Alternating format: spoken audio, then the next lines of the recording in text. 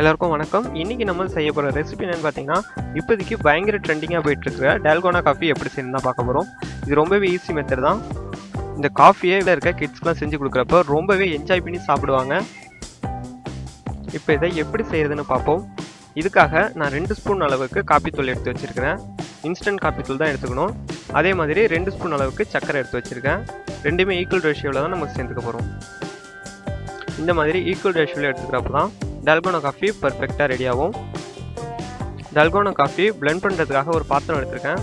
இதில் 2 ஸ்பூன் அளவு காஃபி தூள் சேர்த்துக்கிறேன்.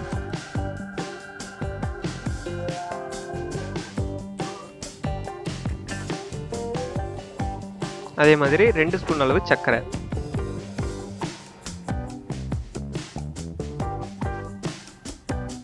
இதை மிக்ஸ் பண்ணுறதுக்காக 2 ஸ்பூன் வார்ம் வாட்டர் சேர்த்துக்க போகிறோம்.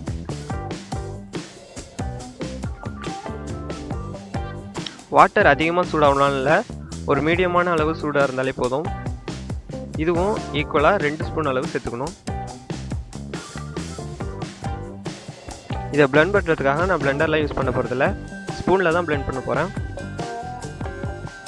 நான் ஸ்பூன் வச்சு பிளெண்ட் பண்ணுறப்ப எனக்கு ரெடி ஆகிறதுக்கு கரெக்டாக 10 மினிட்ஸ் வரைக்கும் எடுத்துக்கிச்சு.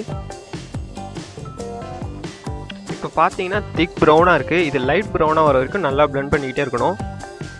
இப்போ தான் நான் ஸ்டார்ட் பண்ணுறேன்.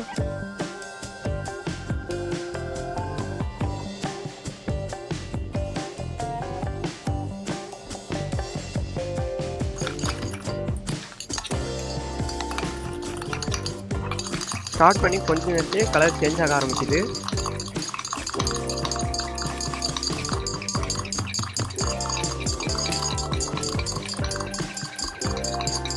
இது லிக்விட் ஃபார்மில் இருந்து நல்லா திக்னஸ் ஆகி க்ரீம் மாதிரி மாறும்.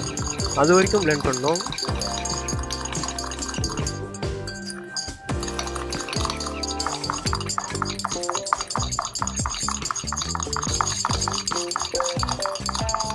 நான் ஸ்டார்ட் பண்ணி 1 மினிட்ஸ் தான் ஆகுது.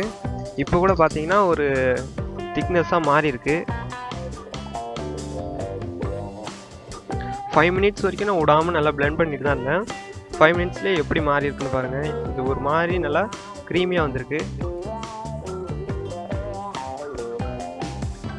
இருந்தாலுமே இன்னும் நல்லா பிளெண்ட் பண்ணணும். இந்த மிக்ஸை நம்ம ஸ்பூனில் எடுக்கிறப்ப ஸ்பூன்லேயே ஊற்றிட்டு இருக்கணும். அந்த ஸ்டேஜில் தான் நம்ம ஸ்டாப் பண்ணணும்.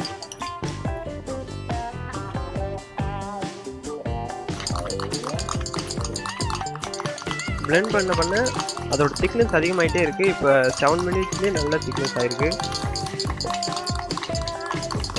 நல்ல ஒரு க்ரீமியாக கிடச்சிருக்கு.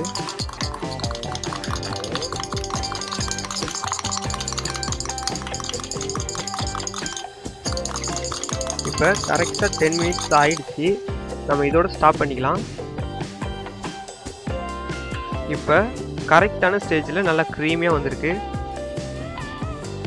இந்த ஸ்டேஜில் தான் நம்ம ஸ்டாப் பண்ணணும்.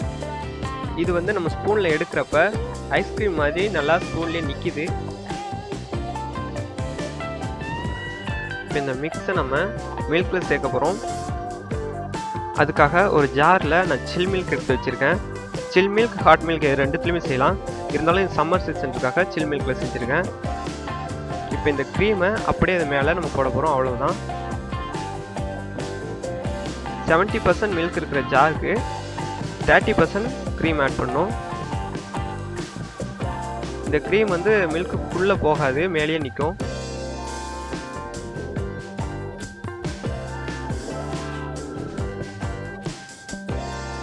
நல்லாவே ரெடி ஆகிருக்கு. கரெக்டான ஸ்டேஜில் நம்ம எடுத்துருக்கோம். இதில் தயாரித்த க்ரீம் எல்லாமே இந்த மில்கை சேர்க்குறேன்.